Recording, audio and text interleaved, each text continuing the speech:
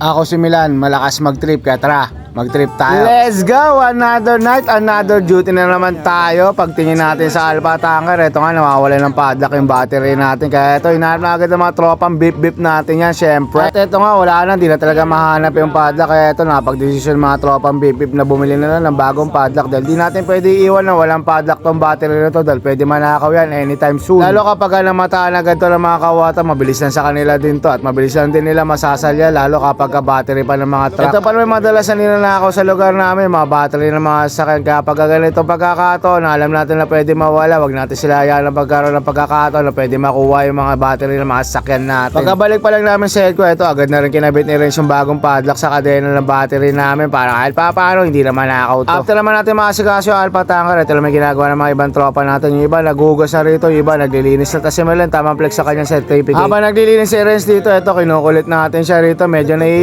ata siya kapag tinututukan natin ang camera habang naglilinis. Video mo ako. May video eh. Ako nga plastic. Tignan mo ako. May video. Oh. Ako. Video mo ulit. Mukha mo. Makita tayo ka. Ako. Ano? Porkit may video na ka kasi sabi nila ako lang taga-all si Renz. Hindi naman yung buhay.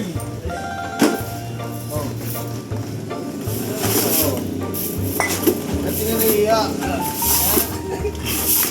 Uy!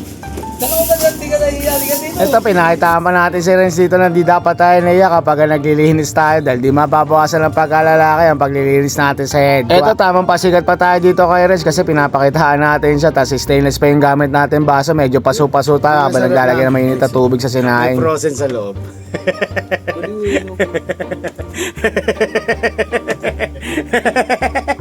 May frozen sa loob, Renz. Oh. Taki na.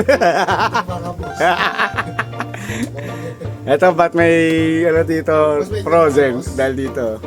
Grabe si Jade, oh. Grabe si Jade, kanina pa masipag, oh. Another day, another duty na naman tayo dito, guys. Ayun ang bagong intro, Renz, ha. Another day, another duty na naman tayo.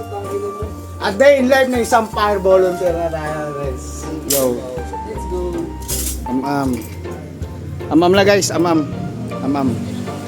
After naman natin mag-asikaso na makakainin namin dito ng hapunan, ito agad na rin kami bumakbak dito at dahil dyan, busog na naman ang mga beep. After naman namin kumain, ito kanya-kanya ulit kaming galawan dito. Sinoklong naman, nakita natin dito, pinaliliguan na mainit na tubig yung kanyang motor, baka nilalamig. Kaya ito, pinakain na rin ni Jade si Baliw. Iba na naman si Baliw sa kinakain niya rito. Yung alam, ba't dyan pa pinakain ni Jade, masyadong pinahirapan si Baliw. Nung medyo lumalim na yung gabi, ito tamang tulog na yung mga tropang beep natin dito. Pagdating naman ng umaga, ito dito na tayo nagising kasi nagkaroon ng alarma. Medyo malayo-layo nga lang din sa amin kaya hindi rin kami agad lumabas dito. At inantabayanan din namin kung lalabas din pa kami agad. Pagdating naman ng tanghali, ito gising na rin lahat ng mga tropang beep natin. Saktong-sakto ito, nagpapatulong yung kapitbahay namin sa may tapat lang din namin na mag-start tong sasakyan niya. At dahil sa medyo mabait tayo mga tropang beep, ito syempre di natin hihindihan yung tulong na ibibigay natin dito. Ito, pinulpulse pa natin to. Isisiris lang tong mga unit na to pero kailangan pa na maraming tao. Sa sobrang dami namin, nung siniris namin siya, hindi siya gumana. Kaya ito, jam start na lang din natin. Mabuti na lang din nakairam tayo kay Kagawad ng pang jam start dito. Galingan mo lang, dyan nakasalala yung pang-ulam natin. Clear. All clear? Chang, ano? Start mo, Chang. Yon, ulam.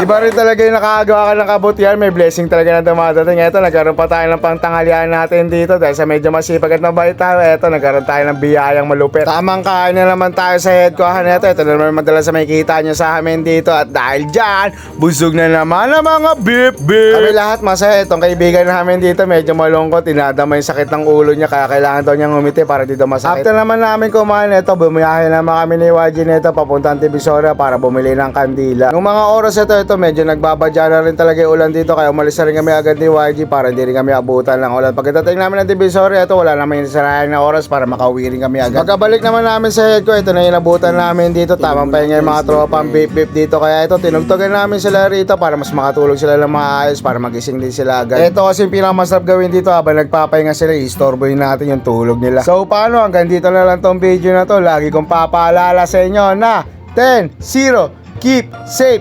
everyone.